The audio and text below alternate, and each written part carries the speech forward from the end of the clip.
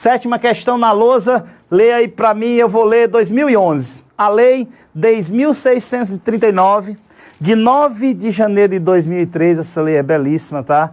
Inclui no currículo dos estabelecimentos de ensino fundamental e médio, oficiais e particulares, a obrigatoriedade, e eu vou gritar mais alto, a obrigatoriedade do ensino sobre a história e cultura afro-brasileira. E determina que o conteúdo programático incluirá o estudo da história da África e dos africanos, a luta dos negros no Brasil, a cultura negra brasileira e o negro na formação da sociedade nacional, resgatando a contribuição do povo negro nas áreas sociais, tá certo? Econômicas, políticas pertencentes à história do Brasil, além de instituir no calendário escolar o dia 20 de novembro como data comemorativa do Dia da Consciência Negra. Disponível nesse site aí, que foi retirado em 2010, adaptado para a prova do Enem de 2011. Meu querido, olha para mim, traz a câmera para mim, voz, antes de botar para o comando. Olha só, preste atenção. 20 de novembro, uma vez um aluno me perguntou por que os negros não comemoravam o 13 de maio. O que foi o 13 de maio de 1888? A assinatura da Lei Áurea. E vou te dizer, meu querido, eu acho que eu já comentei isso na aula passada, na aula de conteúdo sobre esse assunto. Meus queridos, a princesa Isabel, quando libertou os escravos brasileiros, tá certo? Ela não criou um projeto para incluir esse ex-escravo e agora cidadão brasileiro dentro da nossa sociedade. Eles sofreram preconceitos, muitos preconceitos, tá certo? O mito do branqueamento que eu explico na nossa aula que tem aí sobre a escravidão negra no Brasil, a questão de trazer o imigrante, não dar emprego nos cafezais a esse negro que já trabalhava e agora seria só o caso de pagar um saláriozinho a ele. Trouxeram o europeu, trouxeram o italiano, trouxeram o português, trouxeram o espanhol. Para quê? Trabalhar nos cafezais. Mas para que motivo? Morar no Brasil, casar com o povo brasileiro, ter filhos branquinhos. Se eu der emprego a esse negro, eles podem se misturar na sociedade. Então, meus queridos, havia esse mito do branqueamento que era algo cientificamente comprovado. Claro que não, né? Mas para a época, meus queridos, sim. Então você vai ter aí uma questão de preconceito, uma questão de você não criar um projeto. Você liberta cerca de 40% de pessoas dentro de uma sociedade, você joga essas pessoas dentro de uma sociedade, essas pessoas marcadas por um estigma de escravidão, e você não cria nenhuma política pública, ou quase nenhuma, para poder inserir esses negros na sociedade. Eles são marginalizados desde o começo, muitas vezes mais humilhados ainda, agora libertos do que quando estavam escravos, e aí, por isso, a não comemoração no dia 13 de maio. Agora, o herói Zumbi dos Palmares, o líder de um dos maiores quilombos, né, de resistência negra aqui no Brasil, em que alguns historiadores vão dizer que esse herói foi um herói criado, era só um título, mas enfim, Quilombo dos Palmares, Zumbi dos Palmares, morto nessa data aí, 20 de novembro, e é o dia da escolha para eles comemorarem o Dia da Consciência Negra, tá certo? A morte do seu grande herói, Zumbi dos Palmares. Se ele vai existir ou não, se era um título ou não, passar de uma pessoa para outra, não interessa. Aqui a gente está estudando o seguinte, que essa data foi escolhida porque aquele que lutou, aquele zumbi que lutou contra o bandeirante Domingos Jorge Velho, que foi o cara que chefiou a destruição do Quilombo dos Palmares, morreu nessa data, e essa data foi escolhida para ser o Dia da Consciência Negra, tá certo? Então vamos lá. O que que o comando, bote aí no comando da questão, o que que o comando da questão diz pra gente, pede, vamos lá. A referida lei representa um avanço não só para a educação nacional, mas também para a sociedade brasileira. Por quê? Por quê? Claro, por que essa lei é importante? Por que essa lei que obriga as escolas públicas, particulares, oficiais, a colocarem o ensino da África, o estudo da história da África, a cultura africana? Ora, para que isso é interessante? Leia aí para mim, eu vejo os olhinhos do Voz ali olhando para as opções, respondendo. Parabéns, Voz, você também, meu querido, apesar de já ter passado no Enem, parabéns a você, de já ter terminado seu curso, parabéns para você, mas o seu interesse às vezes me gera um entusiasmo muito massa, porque história, meu querido, não esqueça, história é lindo, história é muito massa. Professor, se contenha, tá bom, desculpe, vamos lá. Olha só, a referida lei representa um avanço em quê? Claro que em que avanço é isso? É um avanço nas questões de reconhecimento dessa matriz negra como formadora ou então como mistura da nossa sociedade. Nós somos muito mais, como diz um ditado, se eu não me engano, árabe, nós somos muito mais a nossa cultura e o momento em que a gente vive do que filhos dos nossos próprios pais. Então, a cultura que a gente vive, né, o momento em que a gente vive, define muito o que nós somos. E nós somos parte de uma mistura muito grande, o povo brasileiro. E essa matriz negra trouxe uma fatia muito importante do que nós somos. Tá certo? Da nossa cultura que nós temos hoje. Nós muitas vezes fazemos coisas que nós não sabemos, mas eram práticas de uma cultura africana. Era prática de uma cultura indígena. Tá certo? Então vamos lá. Letra A. Legitima o ensino das ciências humanas na escola. Não. A lei ciências humanas é um mundo, né? Legitima o quê? A cultura africana. Onde é que nas questões vai falar sobre a cultura africana? Onde é que vai falar sobre a questão da raça, da mistura da raça, e de incluir a mistura da raça africana e estudar ela, porque ela faz parte do ser brasileiro, né? O ser brasileiro, tá bom? Letra B, divulga conhecimento para a população afro-brasileira. Divulga conhecimento. Será que estudar a história da África é só divulgar o conhecimento para as pessoas que são afro-brasileiras? Ou seria para todo mundo que está dentro, todos os brasileiros que estão dentro desse universo, dessa cultura afro-brasileira? Então essa daí é incompleta, bem incompleta. Letra C, reforça a concepção etnocêntrica sobre a África e sua cultura. Ei, etnocêntrica é o lance de você querer fazer com que a sua cultura seja superior à outra, se sobrepõe à outra. Pelo contrário, aí no caso, ele quer mostrar que a gente tem que tirar essa nossa visão etnocêntrica. Nós estudamos uma história europeia, o eurocentrismo, a Europa no centro de tudo. Uma vez a meninazinha me perguntou o seguinte: professor, por que a gente só estuda a história da Europa? Quando a gente estava em Idade Média, não sei o quê, Idade Moderna é França, é Inglaterra, você tem lá, parece que um jogo entre França e Inglaterra, algumas vezes chega ali a Holanda, aí depois chega um pouquinho Portugal e Espanha nas grandes navegações, depois desaparece, depois vem aí a concepção da construção da Alemanha, a construção da Itália, depois você vai ter as guerras onde parece que só passaram essas pessoas aí, esses países, tá certo? E o seu país, claro, que você tem que estudar o Brasil. Então cadê a história da China, cadê a história da África? Enfim, cadê a história da Ásia, cadê a história da África? Cadê a história do povo indígena, cadê a história do povo da América Latina? Onde é que está? Então, nosso estudo é eurocêntrico. E aqui, essa lei vai tentar tirar isso. Não vai reforçar uma concepção etnocêntrica sobre a África e sua cultura. Pelo contrário, vai tentar incluir essa cultura africana para a gente estudar essa cultura, porque faz parte do que nós somos hoje. Ou seja, brasileiros. Quando eu digo brasileiro, eu estou falando de uma mistura de várias raças. E para muitos isso é ruim. Para muitos isso é preconceituoso, sermos misturados, termos várias culturas. Eu te digo, isso é muito bom. Tá? A questão da raça pura é um mito, e um mito muito mal formulado, um mito de dominação que merece ser simplesmente deixado de lado para sempre. Letra D.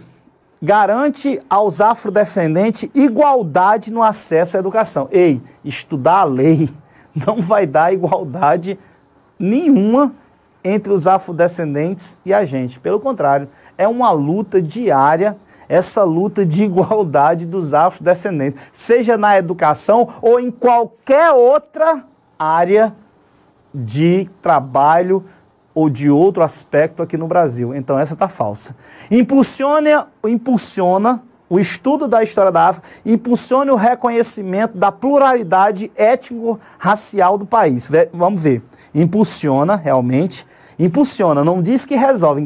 Gostei dele dizer isso. O reconhecimento, ou seja, para você reconhecer o quanto a história étnica das etnias raciais do país são plurais. Ou seja, tem negro, tem índio, tem branco. Então, fazer a história africana e depois essa lei, é engraçado, você vai ver que depois dessa lei, eu explico isso lá na nossa aula de conteúdo, vai ter a questão indígena também. Eles começam com a matriz africana e depois, mais na frente, faz a lei e diz que também deve ser estudado a questão da matriz indígena. E isso é muito bom, isso é excelente, não só por uma questão de conhecer o brasileiro num todo, tá? Mas conhecer também as várias culturas, tá certo? Diferentes que existem no nosso país, tá bom? Então, dúvidas, manda hashtag no EnemBR. Professor, eu estou cansado, então vamos resolver a última, Eu sei, às vezes acontece, mas não esquece, não desanima, dorme bem hoje à noite e amanhã acorda com aquele sorrisão dizendo, cara, ontem eu fiz a minha parte, ontem eu estudei, ontem eu fui até o final e vai ser assim até chegar ao Enem, quando eu vou carimbar meu passaporte para entrar na universidade que eu quero. Beleza isso? Voz, dúvidas? Tem. Opa! Tem uma polêmica. Polêmica. Opa, gosto de polêmica. Eu gosto. É do William de novo. William, diz. É polêmica. Diz. Mas, professor, só antes de fazer a pergunta, Oi. né, tem um feriado, né, em algumas cidades que é no dia da consciência negra, né? Ok. Que é no dia 20, né? 20 de novembro. Dia da consciência negra. Ok. Aqui só para esclarecer, assim, uma curiosidade, né? Que A Voz tem uma curiosidade, a dúvida é dele. Vai lá, Voz, diz aí. No Ceará, nós não comemoramos esse dia, essa data. Nós comemoramos no dia 20 de março. Mas aí é o nosso, né, a questão da... Enfim, não tem nada a ver com a questão do negro. Mas tem a ver com a libertação dos escravos. Mas a questão é essa. Qual é a sua dúvida? Não, é só um fato curioso, que a gente, de certa forma, comemora a libertação dos escravos aqui no dia 20 de março, né? Que o Ceará foi o primeiro a libertar. A Voz está falando baixinho do lado, deixa eu explicar antes de você dar a palavra para o nosso colega aí da internet. Lembra uma coisa que a Voz me chamou a atenção. Aqui no Ceará, nós fomos o primeiro estado, tá certo? Na época não era chamado de estado, lembra?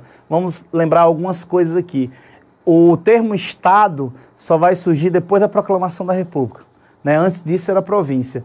Então a província do Ceará foi a primeira a libertar os escravos e por alguns motivos, tá certo?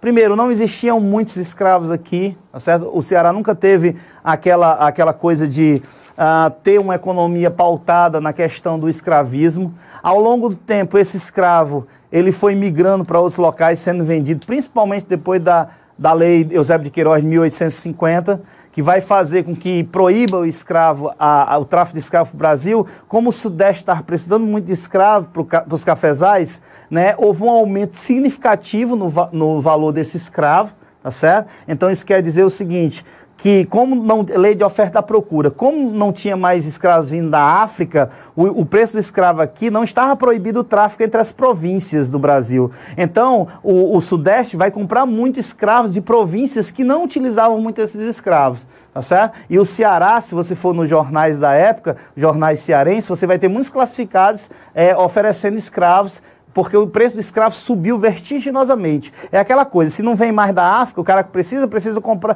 vai comprar o que eu tenho aqui dentro do Brasil. Então, eu posso onerar o preço desse escravo.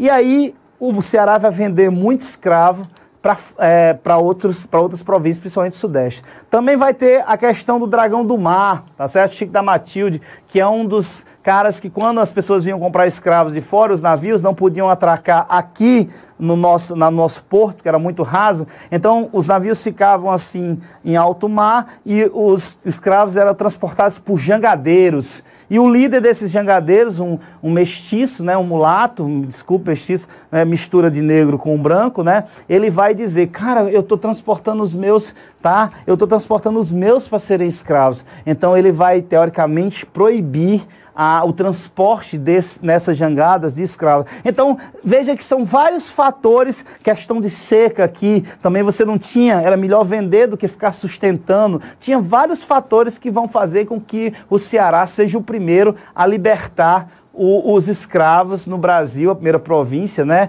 A vila de Acarape, aqui no Ceará, que hoje se chama Redenção, não é isso? Vai ser a primeira vila a libertar os escravos, e esse é um marco interessantíssimo para o Brasil, desculpa, para o Ceará, tá certo? O Ceará, ele tem um epiteto chamado Ceará Terra da Luz, tá? Esse Ceará Terra da Luz não é porque o Ceará tem sol o ano todo, não é isso não. Ceará Terra da Luz é exatamente por ter iluminado, né, tipo assim, a mente das pessoas e libertado os escravos primeiro do que o Brasil, tá certo? Então tem todo esse significado. E por essa data, aqui no Ceará, até porque nós somos uma federação, lembra disso? O que é federação? República Federativa do Brasil. O que significa esse federativo que tem no meio? Os estados são independentes e podem fazer suas próprias leis. Tá certo? Então, como o dia 20 de novembro não é um feriado nacional, então cada estado, né, pode escolher, né, a data, se vai ser ou não feriado. O Ceará optou, né, por ser feriado exatamente essa data, quando a gente antes liberta os escravos, que para a gente foi considerado um marco, teoricamente, mais importante, tá? Não desmerecendo, pelo amor de Deus, o Dia da Consciência Negra, que é importantíssimo, importantíssimo. Agora, valeu o nosso Ceará por dar o exemplo para o Brasil inteiro e mostrar que nós poderíamos fazer isso antes de todos. Libertação dos escravos no Ceará, uns 4 anos antes. Vai! Surgiu outra pergunta aqui, essa dá para responder bem rápido. Opa! Rapaz, eu aumento muito, né, no sentido de... É porque, cara, história é linda. Quando vocês me fazem essas perguntas, dá vontade de fazer, ó... se eu pudesse, eu ficava aqui até meia-noite. É porque a voz precisa dormir e fica dizendo, tá bom, Renê, tá bom, beleza, vai, vai. Depois a gente vai para questão política. Gostei, vai. Professor, um dos símbolos do Dia da Consciência Negra é o Zumbi dos Palmares. Certo. Mas o Zumbi dos Palmares não era dono de escravos? Essa pergunta é engraçada. Eu acho que tem um Guia Politicamente Incorreto da História do Brasil, que é um livro, né, que vai trazer isso. A questão, tinha escravidão nos quilombos? Tinha escravidão nos quilombos, sim. Palmares. Tinha escravidão na África? Tinha. Mas você tem que entender o seguinte, essa escravidão, quando você, por exemplo, numa tribo, você conquistava outra tribo, você tinha duas opções, ou você torna essa pessoa prisioneira, ou você mata essa pessoa, que teoricamente era de outra tribo, ou você deixa ele convivendo com sua tribo, mas não com as mesmas, né, com as mesmas vantagens da sua tribo. Tá certo? Então, essa questão é uma questão muito polêmica, tá certo? Essa pergunta, realmente, às vezes, gera uma certa, vamos dizer assim, um certo contragosto. Vários historiadores, né, vão apontar, um vai ser contra, outro vai ser a favor, nesse sentido. Isso é o grande lance da história, tá certo? Eu não estou aqui falando sobre a questão de eu ter escravo ou não. Eu estou aqui falando da questão de eu ter lutado, tá certo? Por um status quo, ou seja, lutado contra algo que estava estabelecido e eu queria quebrar isso daí, tá certo? Agora, claro que as minuciosidades da história, elas existem, tá certo? As minuciosidades da história, e a partir dessas minuciosidades, você tem que estudar para ver se elas realmente valem a pena ser colocadas num contexto mais geral ou se são realmente minuciosidades, tá bom? Beleza isso? Obrigado, gosto disso. Críticas é sempre bom. Ouse saber, pensa nisso. Vai, próxima. Professor, agora é a pergunta complicada aqui. Diz. É do William. William. Professor, a lei de cotas raciais visa integrar diversas etnias na educação. Certo. Na sua opinião, é algo que funciona realmente ou aumenta ainda mais o preconceito de uma maneira prática perante a sociedade? Olha, você agora foi em terrenos altamente movediços. É uma discussão política, é uma discussão social acirradíssima no Brasil, tá? Grandes intelectuais defendem o que você diz dos dois lados, né? Algo que é realmente uma responsabilidade social, depois de tantos e tantos anos tirados o direito dessas pessoas, tá? Agora lhes são dados, né? Esse direito é colocado de uma forma através de cotas, tá certo? Para tentar equalizar mais o negócio. Ou então isso é uma discriminação, né? A contrapartida em relação a que aquelas pessoas negras não conseguem se equiparar para poder, vamos dizer assim, concorrer de igual para igual com qualquer uma pessoa, tá certo? É uma questão muito polêmica, tá certo? Como você me perguntou, isso não é a verdade, tá certo? Que fique bem claro isso. Você me perguntou a minha opinião, professor Renê, a opinião do professor Renê.